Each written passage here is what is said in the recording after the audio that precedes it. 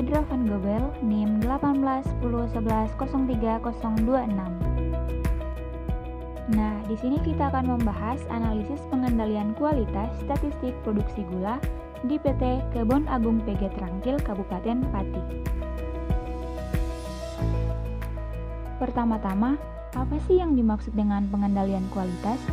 Nah, pengendalian adalah keseluruhan fungsi atau kegiatan yang harus dilakukan untuk menjamin tercapainya sasaran perusahaan dalam hal kualitas produk dan jasa pelayanan yang diproduksi.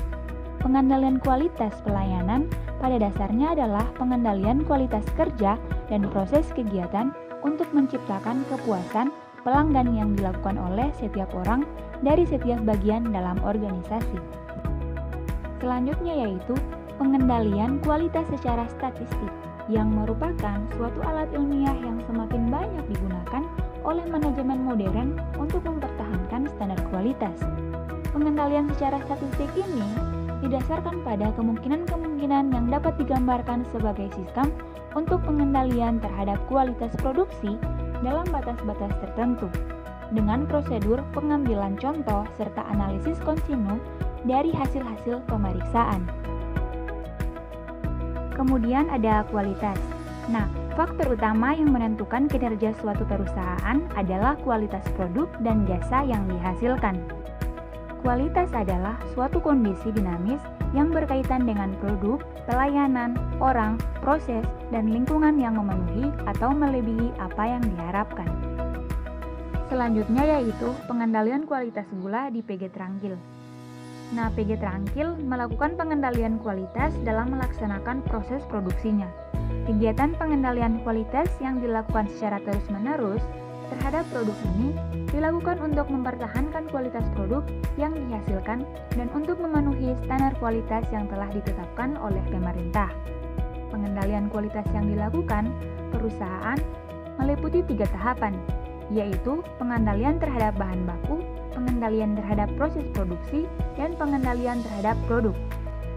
Untuk yang pertama yaitu pengendalian terhadap bahan baku. Nah, pengendalian kualitas bahan baku merupakan tahap awal produksi yang memiliki peran sangat penting karena faktor utama yang mempengaruhi kualitas produk adalah kualitas dari bahan baku itu sendiri.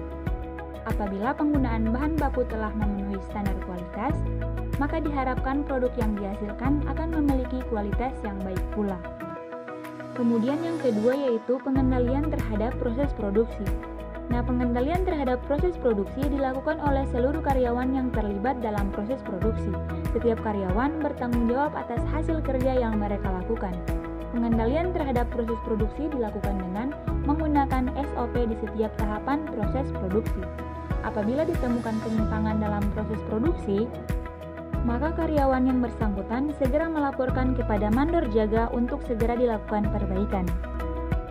Dan yang ketiga yaitu pengendalian terhadap produk jadi. Pengendalian terhadap produk jadi dilakukan sebelum tahap pengemasan dilakukan. Dilakukan dengan cara memeriksa gula hasil produksi yang baru keluar dari mesin penyaring apakah masih terdapat mindruk atau tidak. Produk yang mindruk akan dipisah dan menjalani proses ulang, sedangkan produk yang baik kemudian dikemas dan disimpan di gudang penyimpanan. Kemudian kita masuk pada proses pengendalian kualitas produksi gula PG Trangkil. Nah, proses pengendalian kualitas statistik yang diterapkan di PT Kebon Agung PG Trangkil dalam produksi gula kristal adalah melakukan pengamatan dan pemeriksaan, yaitu yang pertama, pemeriksaan kualitas bahan mentah atau bahan baku, baik bahan baku penolong dan sebagainya, kualitas bahan dalam proses dan kualitas produk jadi. Yang kedua adalah pemeriksaan atas produk sebagai hasil proses pembuatan. Hal ini berlaku untuk barang setengah jadi maupun barang jadi.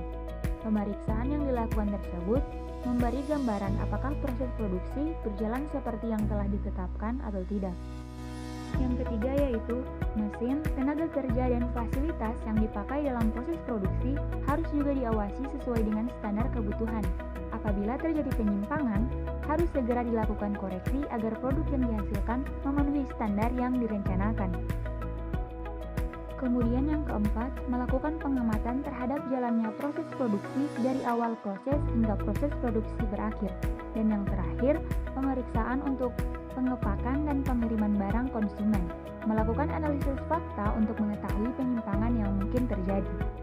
Dalam memproduksi gula kristal, terdapat dua jenis ketidaksesuaian yang muncul. Perusahaan kemudian melakukan penyelidikan untuk mengetahui apa saja penyebab terjadinya ketidaksesuaian tersebut, agar kualitas produk yang dihasilkan semakin baik. Nah, faktor-faktor penyebab terjadinya kerusakan di PG Trangkil Kabupaten Pati antara lain yang pertama yaitu faktor manusia.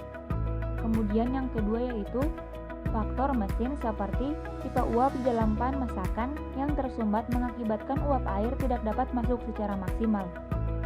Kemudian faktor lingkungan kerja, seperti suhu udara yang panas di sekitar mesin bisa mengganggu aktivitas karyawan dalam bekerja sehingga melakukan kecerobohan. Dan yang terakhir yaitu faktor metode.